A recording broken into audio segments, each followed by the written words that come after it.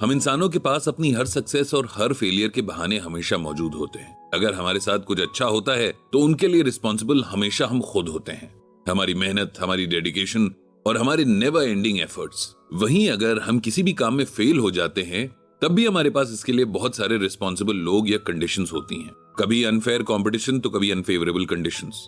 इनको हम अपनी फेलियर्स के लिए रिस्पॉन्सिबल ठहरा देते हैं।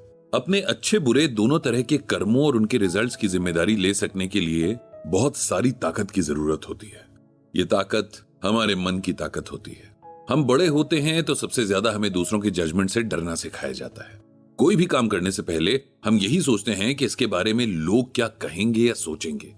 यही डर हमें बहुत सारे कामों को करने से या सीखने से रोक लेता है। सोसाइटी के डिसिप्लिन को फॉलो करना, रूल्स को फॉलो करना एक सिविलाइज्ड इंसान होने की निशानी है। लेकिन हमारे लिए क्या सही है और क्या गलत है ये तय करने का अधिकार दूसरों को देना भी सही नहीं है। हर इंसान की अपनी एक अलग पर्सनालिटी होती है और उसी के हिसाब से अपनी लाइफ वो जीता है।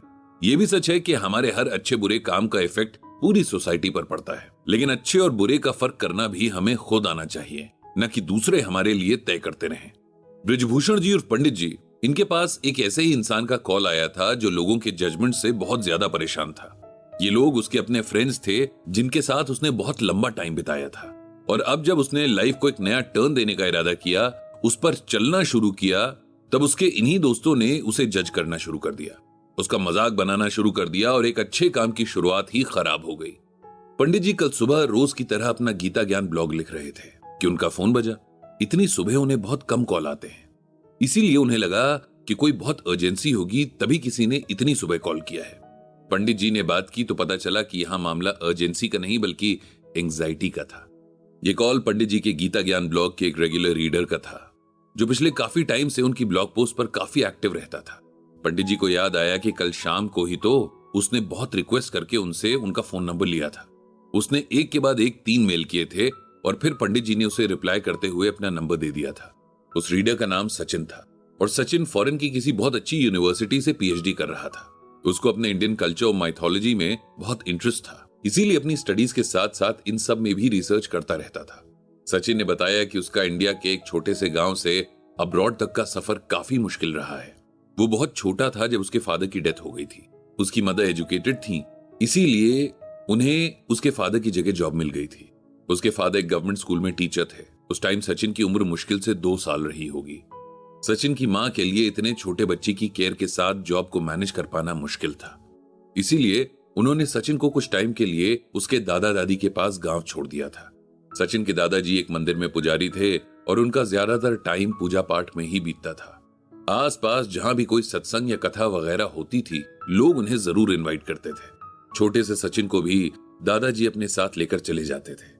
यहीं से सचिन के मन में धर्म को जानने और समझने की क्यूरियोसिटी पैदा हुई।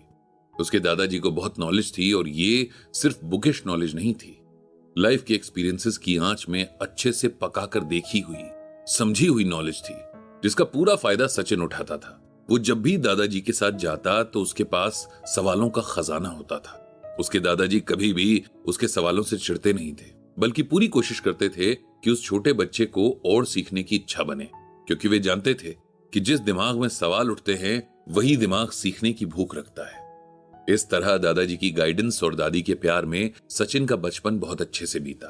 वो पढ़ाई में बहुत तेज था और गांव के स्कूल की अपनी लिमिटेशंस थी, इसीलिए जब वो प्राइमरी से निकला तब उसके दादाजी ने उसकी मां को कहा कि अब सचिन को शहर के किसी अच्छे स्कूल में पढ़ाना चाहिए ताकि उसका भविष्य बन सके।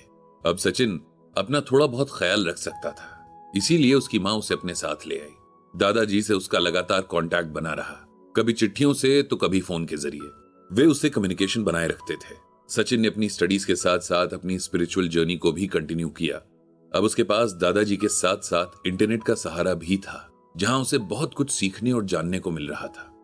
सचिन हमेशा से एक टीचर बनना चाहता था। वो चाहता था कि वो ऐसा टीचर बने जो बच्चों को सिर्फ किताबी नॉलेज ना देकर उन्हें किताबों में लिखे ज्ञान को एक्सपीरियंस करना सिखाए, उन्हें उस नॉलेज को अप्लाई करना सिखाए। पोस्ट ग्रेजुएशन कंप्लीट करने के बाद उसने पीएचडी के लिए वर्ल्ड की टॉप यूनिवर्सिटीज में अप्लाई किया। उसका एम था कि वो वर्ल्ड की टॉप 50 यूनिवर्सिटीज में से किसी एक में सेलेक्ट हो जाए और अपनी रिसर्च कंप्लीट करे। उसका अब तक का एकेडमिक रिकॉर्ड बहुत अच्छा था। इसीलिए उसका ये सपना भी पूरा हो गया था और उसे अपने मन की यूनिवर्सिटी में एडमिशन मिल गया था। यहां तक पहुंचते पहुंचते उसकी स्पिरिचुअल जर्नी भी काफी आगे बढ़ चुकी है। उसकी माँ इस बात को बहुत अप्रिशिएट करती है कि उनका बेटा अपने तन के साथ साथ अपने मन का भी ख्याल रखना जानता है। जब भी उन्हें टाइम मिलता है वे सचिन से तमाम तरह के डिस्कशंस करती रहती हैं। पीएचडी की पढ़ाई बहुत ज्यादा टाइम और डेडिकेशन मांगती है। इसके बावजूद सचिन गीता पाठ के लिए टाइम निकाल रहा था, लेकिन ये बात उसके रूममेट और बाकी फ्रेंड्स को समझ नहीं आती थी।